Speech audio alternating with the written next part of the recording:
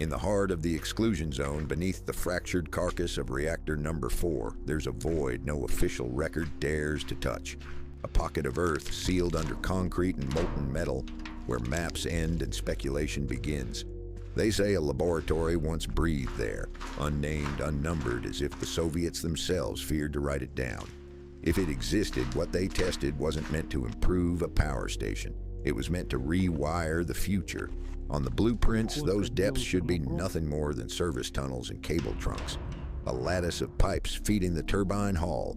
That's what the ministry insists, routine, unremarkable infrastructure. Yet something doesn't align. Architectural plans from 1983 showed chambers with reinforced walls and independent ventilation. In the diagrams issued after the catastrophe, those rooms evaporate. Gone. No notes, no revisions, like memories surgically removed. Even among liquidators, hardened men who shoveled graphite with their bare hands, rumors flickered. One spoke of descending a staircase that shouldn't have existed, where the air tasted metallic and the sound of the reactor overhead became a living pulse. He described a door set into the foundation, plated in lead, thick enough to stop the breath of radiation itself. No markings, no locks, just a wheel to turn and a dread that clung to the skin. Why fortify a dead end? Why vanish an entire wing of a building that the world has dissected to the last bolt? Spring '86 left gaps in the paper trail large enough to crawl through. Logbooks from the final weeks, missing. Technician reports, removed, not lost. Even inventory sheets, mundane and harmless, sliced out at the spine. Officials call it clerical damage, but if so, why are the dates clustered around the night the alarms wailed and the control rods jammed?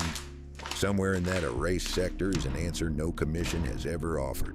An answer whispered through Geiger clicks and the echo of dripping water far below the sarcophagus. If there is nothing down there, nothing at all, then who keeps ensuring no one goes looking? And why, even now, do those who remember turn away when you ask, as if the silence itself is the only safe response? Official history pretends the story begins with a faulty test and a runaway reactor. But in the early 1980s, the Soviet scientific machine was already grinding towards something beyond civilian energy. Declassified procurement lists show equipment delivered to Chernobyl that had no role in power generation, radiation-hardened spectrometers, cryogenic insulation modules, alloys rated for temperatures no turbine would ever reach, items ordered through military intermediaries for non-standard operational regimes. The Ministry of Medium Machine Building, the same body that managed nuclear weapons design, funneled grants into efficiency studies. That's the term stamped on the paperwork. Black ink over gray paper. Efficiency.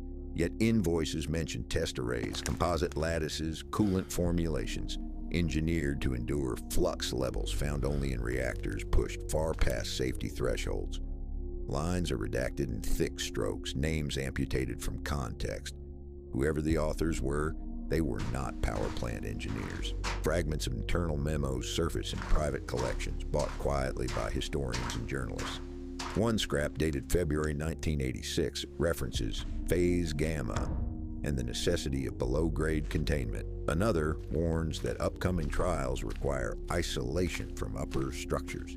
The signature is erased, but the caution bleeds through. If the array destabilizes, surface integrity cannot be guaranteed. Locals tell their own stories, not in headlines, but over chipped teacups in abandoned kitchens.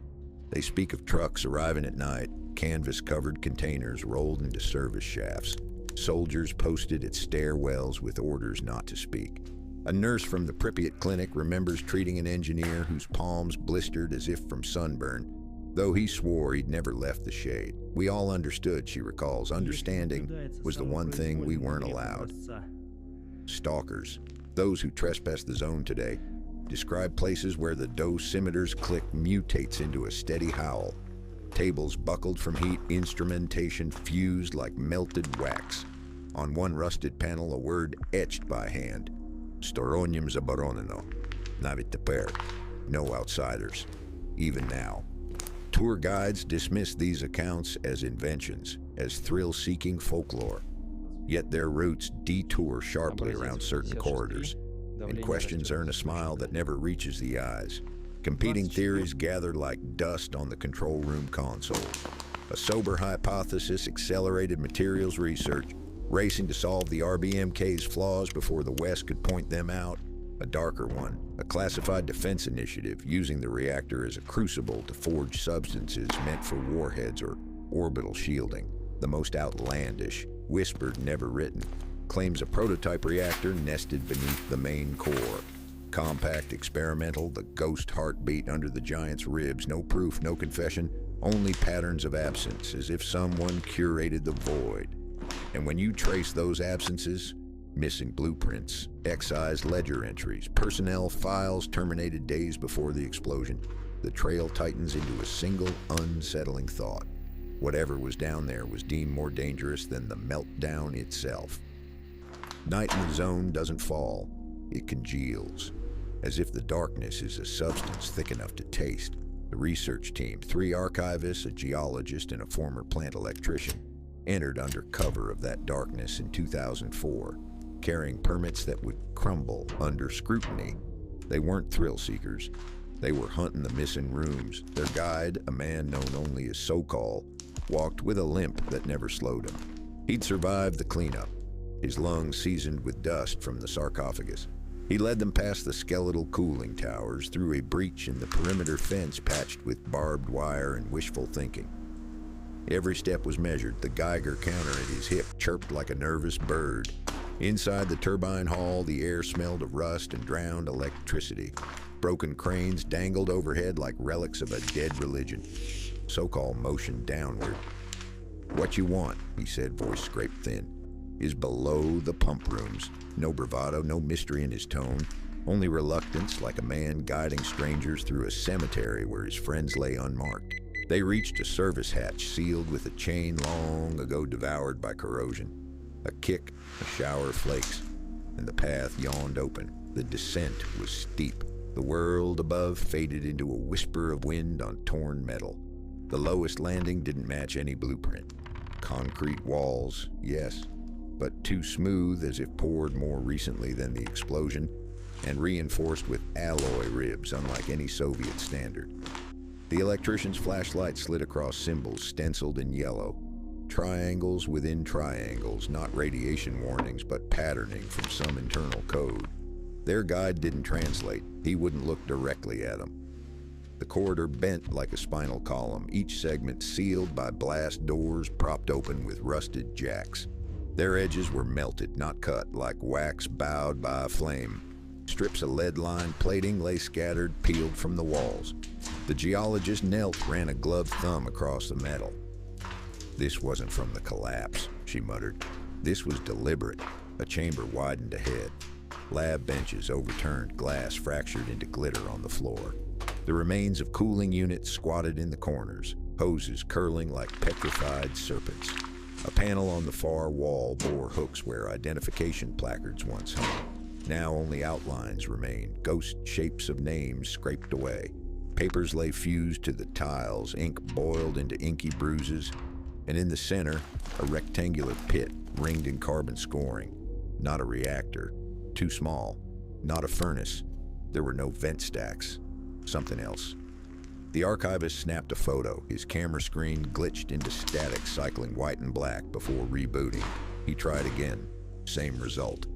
So-Call's composure fractured. "We shouldn't be here," he hissed. "This place was cut out for a reason." He pointed to a row of cabinet drawers. Labels flaked off, but one survived. Obrasi A9, samples A9. He didn't open it. No one did. Above them, a tremor shivered through the ceiling, distant, not seismic, more like machinery stirring in its sleep. The electrician lifted his light. Dust rained down in a slow, deliberate cascade. "Vibration," he said. "There's power somewhere.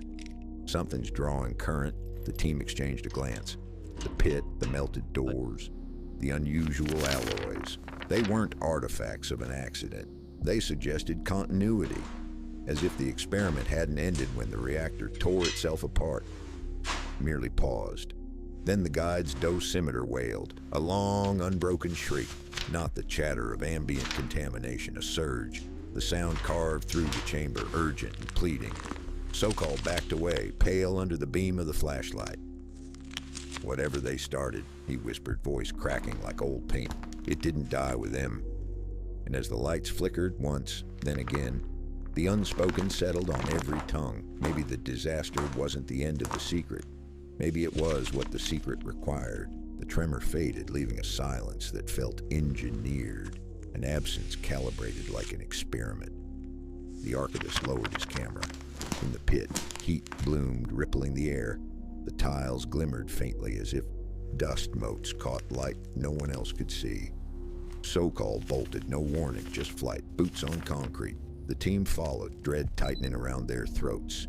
The corridor stretched unnaturally, geometry betraying them. Door frames hummed, faint current, rhythmic, like breathing. At the stairwell, the electrician looked back. For a heartbeat, the chamber glowed. Dawn filtered through deep water. In the pit, something smoldered. Lines traced across the floor, circuitry or veins of molten metal, branching outward in patterns that hurt to comprehend. Architecture behaving like tissue. Outside, the sky over the reactor pulsed once. Heat, lightning with no thunder. Their dosimeters wailed until Sokol ripped the batteries free. The howl continued, echoing from the ground itself. At the checkpoint, no interrogation, only confiscation. Camera, notebooks, every record. A guard spoke flatly, as if reciting a ritual. "You didn't find anything." Years later, the archivist still wakes to that glow behind his eyelids. The geologist tends a garden, but avoids power lines. Sokol vanished. Some claim to see him near the plant at dusk, keeping vigil. The zone sits quiet, officially inert, yet instruments near the pump room spike, brief surges like a lone heartbeat, testing its rhythm. If something persists beneath reactor number 4, it appears in no registry. Only a question remains, circling like a spark in the dark. What if the catastrophe wasn't the end, but ignition?